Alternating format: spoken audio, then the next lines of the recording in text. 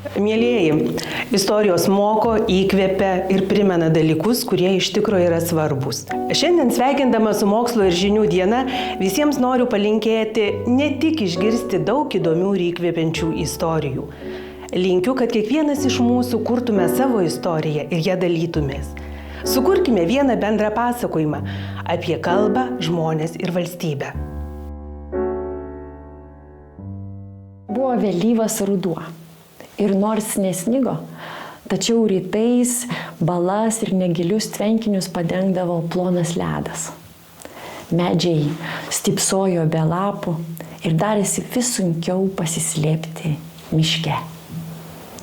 Žandarai stovėjo prie Rusijos imperijos ir Prūsijos sienos ir šnekučiavosi. Jiems kalbant, iš burnos ėjo garas. Staiga miške jie pamatė figūrą, sukumpusią, judančią tarp medžių, ant nugaros užsimetusią maišą. Stoj! Sušuko rusiškai, sustok! Ir pasileido tekinį paskui. Figūra nardė tarp medžių, bet išgirdusi šūvius, metė maišą į krūmus ir pasileido iš visų jėgų. Ta figūra knygnešė Magdalena Bankaitė. Magdalena buvo tikra greitakojė.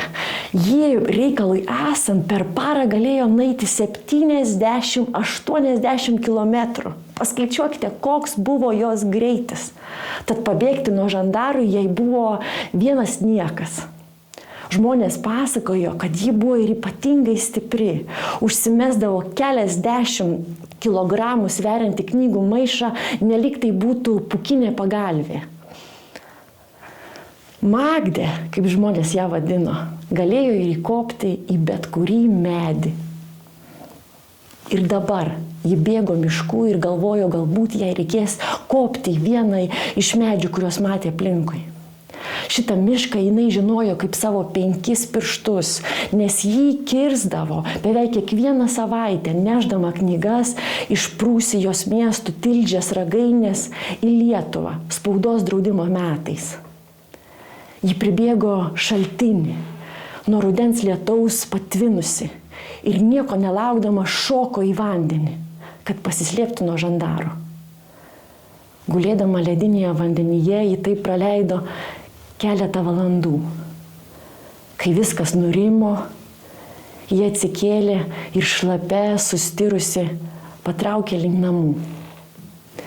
Savęs negailėjo, labiausiai buvo gaila knygų, kurias prarado ir kurios jos dėka būtų pasklidusios po visą Žemaitiją ir Lietuvą. Slėptis ledinėme vandenyje nebuvo vienintelis nuotykis, kurį patyrė Magdalena Bankaitė. Žandarai dažnai krėtė jos namus ieškodami draudžiamų knygų. Sykį jiems pasirodžius, ji net sudegino taip sunkiai per sieną perneštas knygas. Ir nors Magdė buvo labai atsargi knygnešė, protinga, fiziškai stipri, drąsi, stiprios valios, tikra superherojė. Ir ji neišvengė žandarų. Ir kaip neišvengs, jeigu sieną kirsdavo beveik kiekvieną savaitę. Ją bėgančią pirmiausia žandarai pašovė. O kai jį parkrito, pribėgė spardė tiek, kol net išmušė dantį. Kalėjime kankinta, Magdalena Bankaitė neišdavė nei vieno iš savo bendražygių. Galiausiai buvo nuteista ir ištremta į Rusijos gilumą, iš kurios po keletą metų grįžo į Lietuvą ir toliau tęsė savo knygnešės veiklą iki spaudos atgavimo. Magdė nelankė mokyklos, o sunkiai dirbo tėvų ūkyje.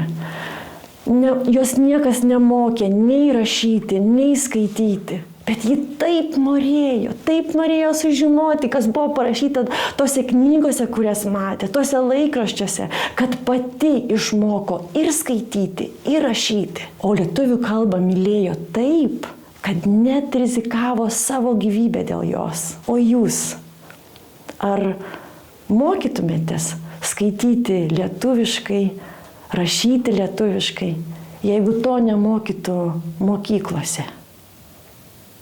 Linkiu jums savyje atrasti bent šiek tiek Magdalenos Bankaitės ir jos drąsos bei žinių troškimo.